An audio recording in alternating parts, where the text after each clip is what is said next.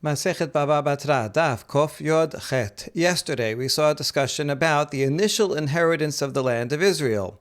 Was it given to the first generation that left Egypt? Anyone 20 years and older? Well, they did all die in the desert, but then it could have been transferred, inherited by their children. But the breakdown between tribes and families would be according to the first generation. Or was it the second generation? Or was it a combination of the two? So we saw that discussion yesterday, and now Rav Papa is going to ask three questions in this regard. Amar le Rav Papa le Abaye, Bishlama leman da'amar le'oseh Misraim litchaleka ha'aretz, hainu dichtiv larav tarbe nachalato v'lam'at tam'it nachalato. Ela leman da'amar lebe'eh ha'aretz, mai larav tarbu nachalato kashya. There is a pasuk at the end of Bamidbar that says, according to the number of people you shall give the inheritance. If it's a large number of people in a certain tribe, then you have to give them a big piece of land. And according to, if it's a small number of people, then you give them a small piece of land. Now, this seems kind of obvious. And so we ask, according to if you say that we divide the land according to the second generation, the people that actually came into the land, well then there's no need to teach this pasuk because everybody in that generation, right, you count them up and everybody's getting one portion. So obviously, just by definition, a family that has more will get more land and a family that has less will get less land. And so to a clan and a tribe. So there's no need to make any kind of special legal pronouncement that the more gets more and the less gets less. So that's a problem because why say this pasuk? It's okay according to the other opinion, that's what he starts with, if you say that it's the first generation that inherits the land. Now they died off. In that case, you can have a situation like we discussed yesterday. You have two brothers, Reuven and Shimon. Reuven has 10 kids. Shimon has one child. And now Reuven and Shimon die in the desert. They're the first generation. They were over 20 when they left Egypt. And now their children come in. And now, according to this opinion that says that you follow the people that left Egypt when they come into the land, Reuven's 10 children, who are a lot, are going to have only one portion, whereas Shimon's son is going to have an equal portion, a portion equal to all 10 of Reuven's kids. So you see that we can have a problem of unequal division where you have a lot of people stuffed into a small space and a few people that will have a lot of land. So it's precisely according to this opinion that says it was the first generation that divided the land. That's why the pasuk has to say, listen, even though it may be uneven in the second generation, because one brother might have 10 kids and one brother 1 kid, nevertheless, you follow the original family. And so Rav Papa would take the pasuk here to mean, according to a large family, if there were a large family when they left Egypt, then they get a big piece. When the next generation comes into the land. And if it was a small family when they left Egypt, then they will get a small piece, even though they had many children and the second generation is bigger. So this pasuk, according to this opinion, is necessary because it's teaching us precisely that you follow the size, how big, how small the first generation is, even though it may not match in the second generation. That's why I need this pasuk. But according to the opinion that says we divide the land according to the second generation that entered in, then of course, automatically a large family will get more and a small family will get less, and you don't even need to say this pasuk. Kashya, we leave this as an unanswered question. Second challenge. V'amar le Rav Papa le'Abaye, Bishlama leman da'amar le'oseh Misraim, hainu dekas savchan benot Selofhad, ela leman da'amar lebe'eh ha'aretz, amai savchan ha'lete de lishkol. According to the opinion that says you divide the land by the people in the first generation, that's why the daughters of Selofhad were crying out. They had a valid claim.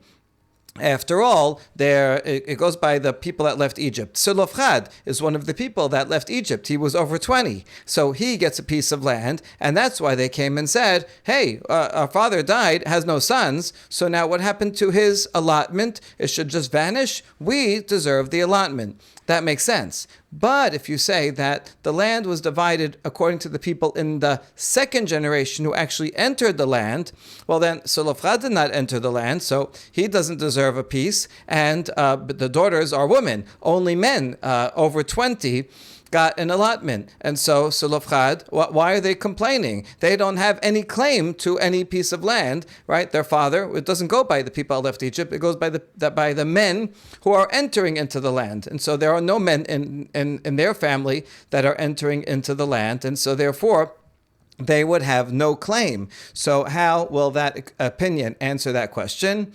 So there's two answers. Number one, we explained that in this opinion that says it's the second generation, it's not so simple. It's not, you don't just simply divide it by the 600,000 and so people that entered into Israel, but rather each of them that gets a portion, and then you inherit it backwards to their deceased parents, who redivide it, and then it goes forward again. Remember, we saw the example. Let's say Reuven and Shimon. Reuven has 10 kids, Shimon has 1 kid.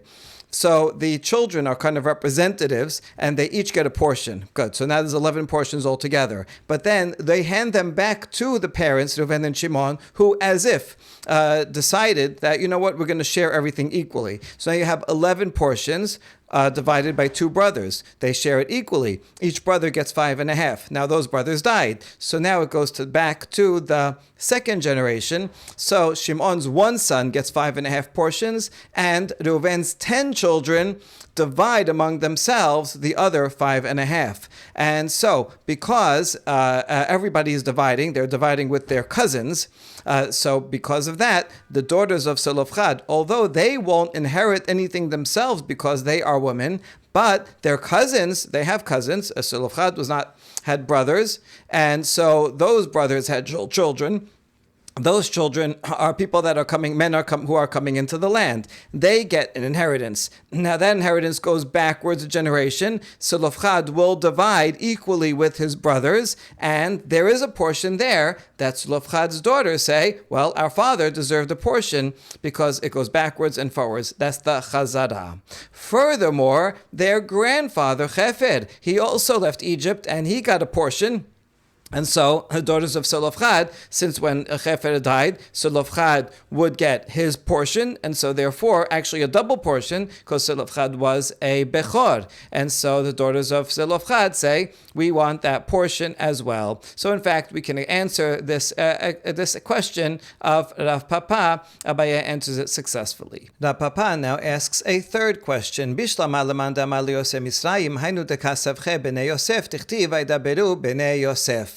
There's a pasuk in Sefer Yoshua that says that the children of Yosef, the tribe of Yosef, comes to Yehoshua and they have a complaint. They say, we have many, many children and a portioned land is too small for us. We need a bigger portion. If you look there at the Pesukim, Yoshua answers them and says, sorry, I cannot give you a bigger portion. He doesn't say that they can get a bigger portion of land. It's already divided according to the rules. He says, however, there is a forest nearby that nobody is using. It's currently owned by some enemies. Go conquer those enemies, cut down the forest, and you can use that land. So there's plenty of land within your inheritance. You don't need more land. You just have to use all the available land that's near you. So that was his answer. Now we can understand the complaint of the Bnei Yosef according to the first opinion that says the division of the land was to the first generation that left Egypt. Then it makes sense. The tribe of Yosef was relatively small when they left Egypt, and so they got a small piece of land. They only had a few people. But then they had many, many children, and now the people entering into the land was much more. Now it makes sense why they complained. We got a small portion of land based on the census 40 years ago, but now we're much bigger. We need a bigger piece of land. Okay, we understand the story then. tasavche kulehu shekul. But according to the other opinion that says the land was apportioned by the people who actually entered into Israel. So then, why are they complaining? Everybody who entered Israel got a portion of land. So, Bnei Yosef, they had many children over the 40 years, and now they're a huge group. Good. Everybody who enters the land, they get a portion, and so they should have plenty of land proportional to the number of people that they have. What is there to complain about? And the answer is Mishum Tefalim Dahavu Nefishi Lehu. Yes, they had many children, but they were under 20. Most of the children that were born to them were in the middle of in the second half of their journeys in the desert, the second 20 years. So by the time they entered into the land of Israel, they were still under 20. So you have a bunch of 6-year-olds and 10-year-olds and 12-year-olds, but they're not going to get the land. They don't get a portion in the land, but they need space. There's all these big families. And so that's why they were complaining. Good. So we're able to answer Rav Papa's third challenge as well.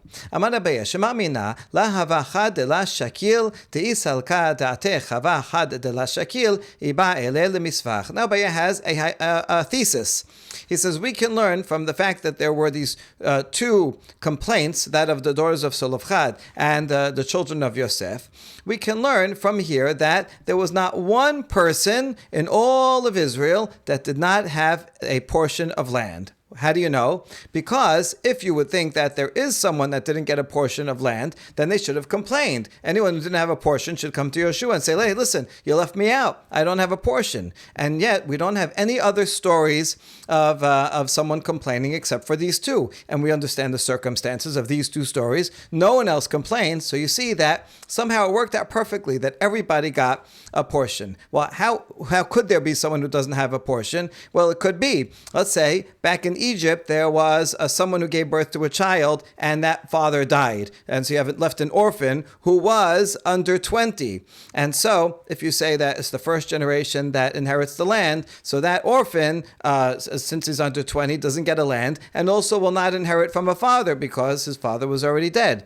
And so you can have an orphan or a child of that orphan who also would not get a portion of the land because since his father was under 20, was not apportioned a piece of land, and so then he also wouldn't get a piece of land, or he himself, since he was under 20, wouldn't have been killed during Chatam Meraglim and could survive. So there theoretically could be people that didn't get a piece of land, and Abaye's Chidush is, but then they would have complained. They would have said, well, it's not my fault I was under 20, my father died, I'm an orphan. Now I don't get a piece of land. But yet nobody came in to Yeshua and complained about that. So that means that there was no cases like that. But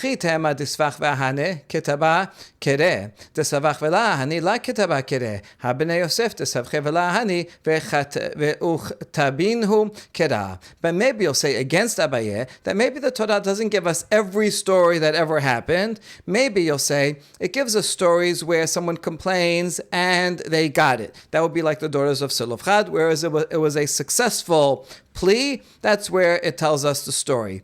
But if it's a case where they complain, but the answer was no, then you're not going to write it. What's the point of talking about complaints that didn't come to fruition? The daughters of Zelophehad case is important for us to know because from then on, that actually changed the laws of inheritance, right? From then on, now we know, that's how we know this whole chapter. We know from that paragraph in the Torah that says, oh, you're right, Benot Zelophehad. From now on, if there's no sons, then it goes to daughters, and so on. So it's very important to know that. But if someone made a plea to Yeshua and he said, oh, you were an orphan, sorry, this is the rules, and you don't get anything, then why record that? There's no change in the law. There's no need for us to know that. But maybe there were people who were orphans and didn't get, or their fathers were orphans and did not get any piece of the land. Well, you can't say that because the children of Yosef, they complained and the answer was no, and yet the Tanakh records it. So this is all part of Abaye's thesis, that you see that the Tanakh is recording every case. It records a case that works, like Benot Zelophehad. It records a case where the answer was no, like the Bnei Yosef. And it only records these two cases. That means these are all the cases that came to Yeshua. There was no other complaint, and that's because every single other person got a portion. So is that true? So the Gemara says not necessarily. It could be that the answer, the complaint of Yosef was recorded, even though the answer was no, for a different reason. Hatam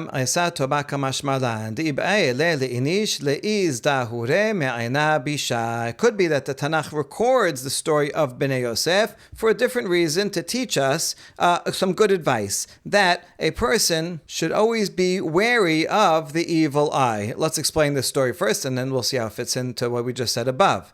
V'hainu deka'amar lehu Yoshua dichtib, v'yomer alehem Yoshua im am rav ata ale lecha haya'ara, amar lehu lechu v'hachbiu atzmechem b'ha'arim shelo tishlot bechem ayin hara. Yoshua answered them. His answer was basically no, you're not getting any bigger inheritance. But the exact wording, we have to reinterpret what he did tell them. So in a simple reading of his words, he says to them, if you in fact you are a large nation, then go and take over the forest. That's literally what it means in Peshat. But now we're reinterpreting it to mean, go and hide yourselves in the forest so that evil eye will not have dominion over you. What is evil eye? This is jealousy. When someone shows off, look how rich I am, and shows off a fancy car or jewelry or a big wedding, and everybody says, we know why does this person have so much, and gives ill will towards that person,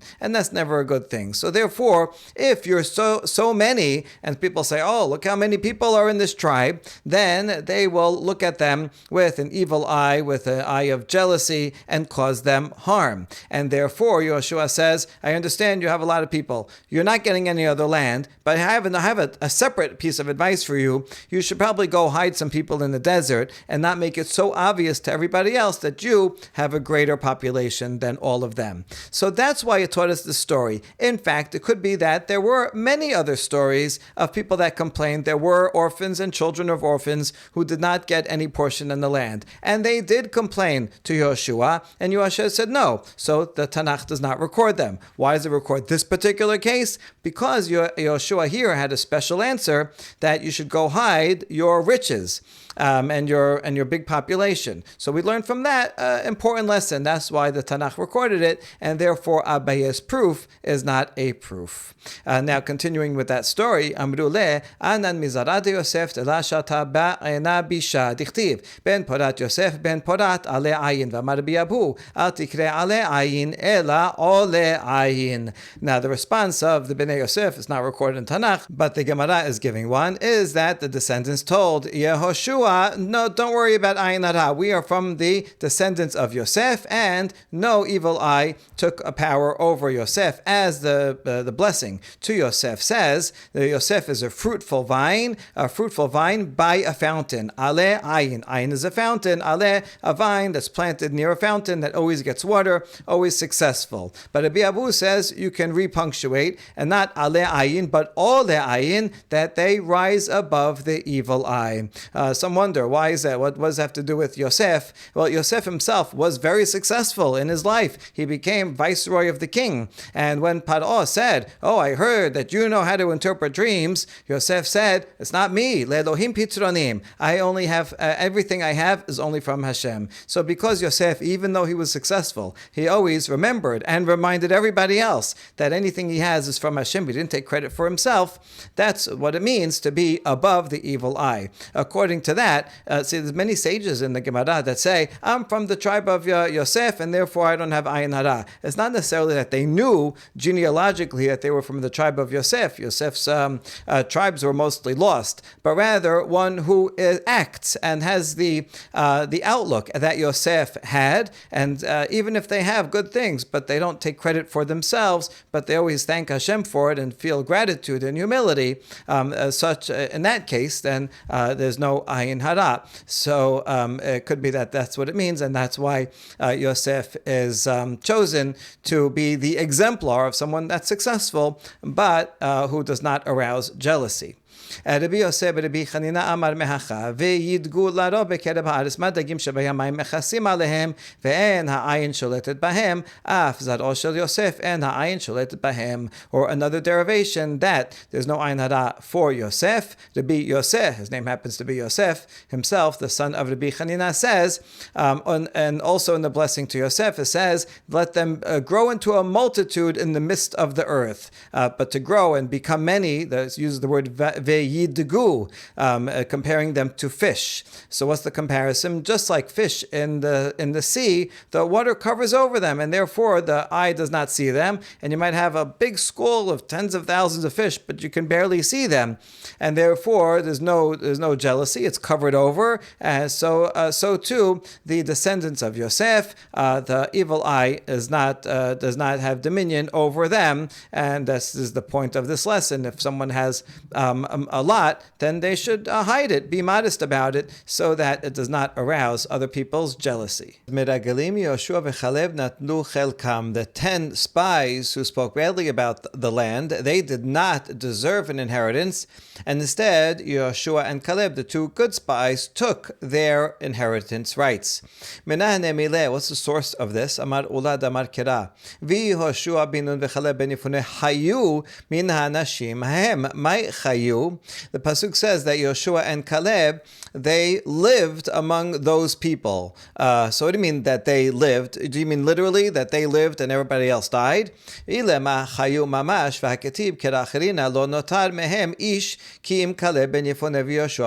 that's what it means, then it can't be, because we have yet another pasuk that says, none of them survived except for Caleb and Yoshua. Everybody else died, and they're the only ones that survived. So we already know that they lived. So what does this pasuk mean that says chayu?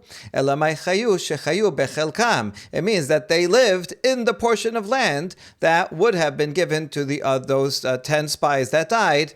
Yoshua and Caleb inherited that land. מתלוננים ועדת קורח לא היו להן חלק בארץ. The next part of the Braita says that the complainers, right now we understand this to mean those all Bnei Israel that complained for water, which is actually a lot of people. We'll deal with that in a second. And the assembly of Korach, they did not get a share in the land of Israel at all. Now we ask a question. והתניא מרגלים מתלוננים ועדת קורח ויהושע וחלב נטלו חלקם. There's another Braita that says that the spies and the complainers and the assembly of Korach, the Yoshua and Caleb inherited all of that. So this is a contradiction. The first Baraita says that these people, the complainers and the assembly of Korach, did not get any portion at all, which would sound like their portion was just dispersed among all of Israel. Everybody got a tiny bit bigger portion because they didn't get anything. But according to this, Yoshua and Caleb got all of their portion. So which one is it?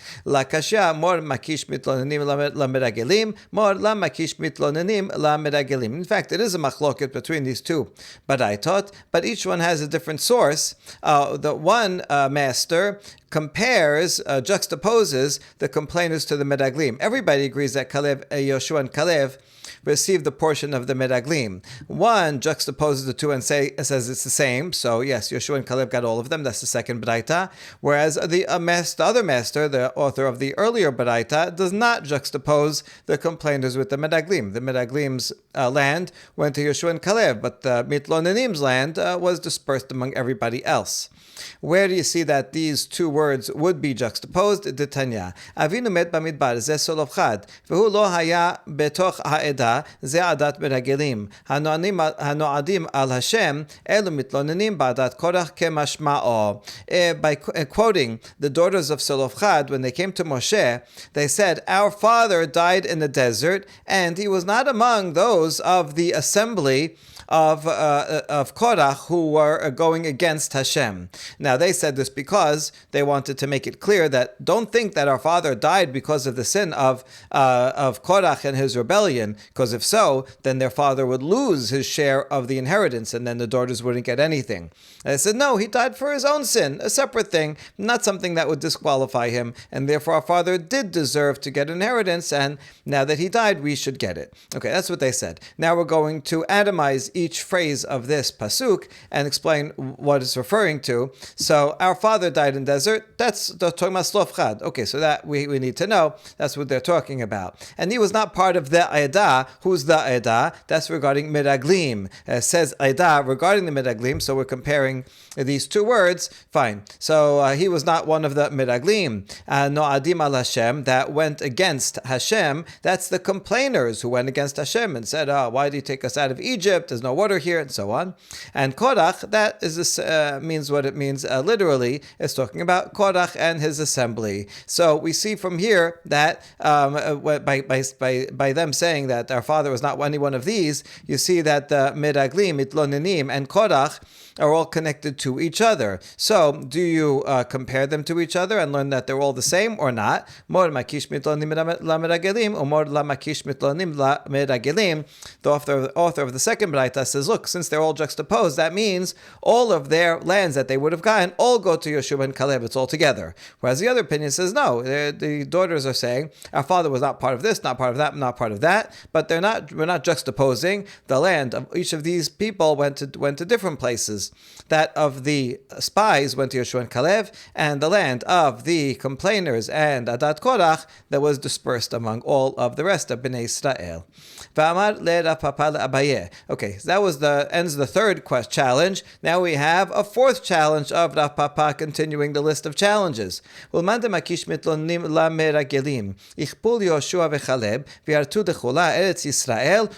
to the opinion that says that we do juxtapose these different groups, and all of this land went to Yeshua and Caleb. Well, does that mean that Yeshua and Caleb, just because they contested the spies, do they themselves inherit all of Israel? Why are you saying that? Because of Mitlonenim. Who complained? Sounds like everybody complained. Right? All Bnei Israel, or at least the vast majority of Bnei Israel, complained about the water. So if you're saying they all lost their share and it all went to Yoshua and Caleb, well, if so, then Yoshua and Caleb would get a portion of the land that is actually the entire land, or almost the entire land. That doesn't make sense. That's not, in fact, what happened, and couldn't be. When we say complainers, all this time we weren't talking about all of Bnei Israel who complained about the water, but rather we're talking about the complainers among the assembly of Korach. It could be talking about the 250 chieftains. So you have Korach and his family as one group, and so on. And then you have the complainers as the other 250 that were a separate group but aligned themselves together with Korach, but not officially a part of Korach's own family, own clan. And so that's what it's talking about. But the rest of Bnei Israel who complained about the water, they did not lose their portion. And now a fifth challenge. היינו דכתיבי פילוח חבלי מנשה 10, שיטה דשיטה בתי אבות, וארבעה דידהו העשרה.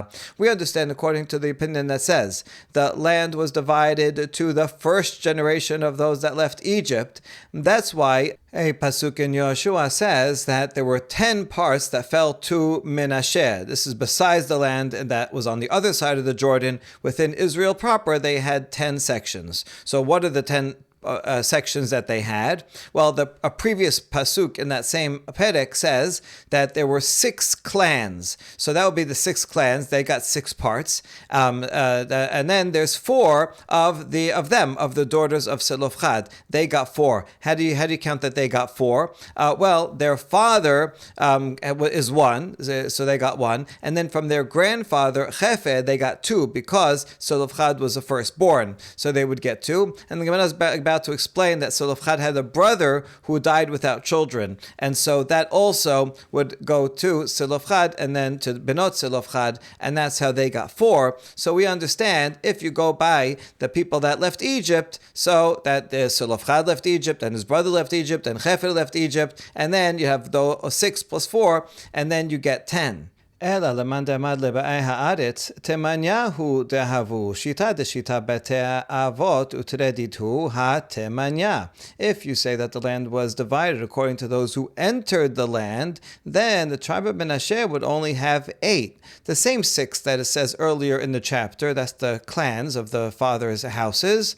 And then the daughters of Zelophehad would only get 2 portions. That is, only the double portion of their grandfather. Those who entered the land, they would each get a piece, and then they would send it back a generation and divide it all. So, in effect, it's Chefer, their grandfather, is divided among all his children. Zelophehad would get a double portion of that, and that would go to the daughters. But Zelophehad himself did not enter, so Zelophehad wouldn't have any, and we're not counting the uncles here, and so therefore it's only 8.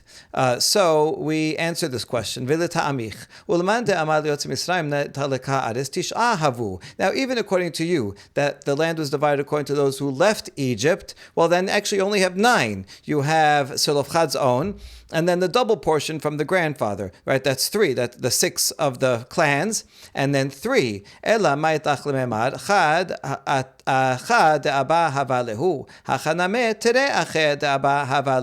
So you only have 9. Where'd you get 10? What do you have to say? Must be that their father Zelophehad had a brother who died without children, and that's how you got 10, right? So you agree to that. Well, you know what? I'll give a similar answer. Now, he didn't have just one uncle. The daughters of Zelophehad didn't have just one uncle. They had 2 paternal uncles who died without children. And so I can still get to 10. In other words, really there's only 3 according to you, according to the opinion that says that it's the people that left Egypt. So you have to add 1 somewhere. Okay, so we found a dead uncle and we added 1 more. Okay, according to the other opinion that says according to those who came in, and then there's only 2 from the grandfather. So we'll make up the difference with 2 uncles that died without children. And in fact, there is a source that says that there were uncles that died. It's from the following Baraita, de Tanya. Naton titen lahem zo nachalat avihen. We take a pasuk that says, you shall give to them, to the daughters of Zelophehad, among their father's brothers. So each phrase, again, we're going to atomize and learn something from it. Give a portion to them. That's the portion of Zelophehad himself. Goes to the daughters. Betoch ache avihen zo nachalat avi avihen. Among the uncles, so that means the portion of their grandfather. And give the portion of the father to them. You already mentioned the portion of the father. So what is that? That's zochelek bechora. That's the double portion that the father would have gotten. It would have gotten double. So that's 3. Now, where's the 4th with the uncles? That's the next part of the Braita. Rabbi Eliezer ben Yaakov omer, Af chelek achi abihem natlu, shene'emar, naton titen, ulman damar tere achi da'aba hava lehu, hahu me'achuzat nachala nafka. Rabbi Eliezer ben Yaakov says, the daughter of Zelophehad also got another portion from their father's brother who died without children. As the pasuk says, naton titen, this double language naton titen, we can learn 2 things from it, not only their own father, but also their uncle. So that's how you'd get 4 altogether, right? 1 from their father and 2 from their grandfather, 1 from their uncle. But if you say that their father doesn't get 1 because it's those who enter into Egypt, then you need yet another uncle. So according to the opinion that says there were 2 uncles that died without children, where are you going to learn that from? Oh, we can learn it from the words achuzat nachala, which are extra words. Okay, lastly, va'amar le rapapa le'abaye kera mai kachashiv itefalim kachashiv tuvahavu ibate avot kachashiv shita havu lapayas abaye. These pesukim, what are they counting? If they're counting all the children, meaning the daughters of Zelophehad and their generation, all of their cousins, well then there were many children, not just 6. So it can't be that. And if it's talking about the clans, well then there's only 6, not 10. Why is it? Because Chefer is included in the list of the 6 clans. So why are you mentioning the daughters? The portions of the daughters of Zelophehad separately? And the answer is Le'olam batei avot kachashiv veha kamash malan debnot Zelophehad natu chelek bechora alma Eretz Yisrael muchzeket hi. In fact, we're only counting the clans, and we learn from here that the daughters of Zelophehad, they got a double portion, and so that's why you're counting extra, because yes, you had the original 6, but now the grandfather is split into 2, and so now there's an extra portion that has to be counted. That's what we're counting. We learn from here that the land of Israel Israel is considered in possession. One of the laws of Bechorah is that when a father dies, the firstborn only gets a double portion of what the father currently has in his possession. If someone pays him back a loan, or he gets something as an inheritance afterwards from some grandfather or some uncle that comes into the estate, then the firstborn does not get a double portion from that which comes into the estate, only that which is currently in the estate. Now, when Chefed died, they weren't yet in the land, so they didn't actually have possession of the land yet. So you might have thought that Selofchad would not get a double portion. And this comes to teach not so. Even though they weren't in the land yet, nevertheless it was considered as if it was in their possession, because it was promised to them. It was such a sure thing that they would get it, so it's considered as if it's already in the possession, and therefore when Chefed died, Selofchad deserved a double portion, and then that double portion is inherited by the daughters of Selofchad. Baruch Adonai Leolam, Amen ve'amen.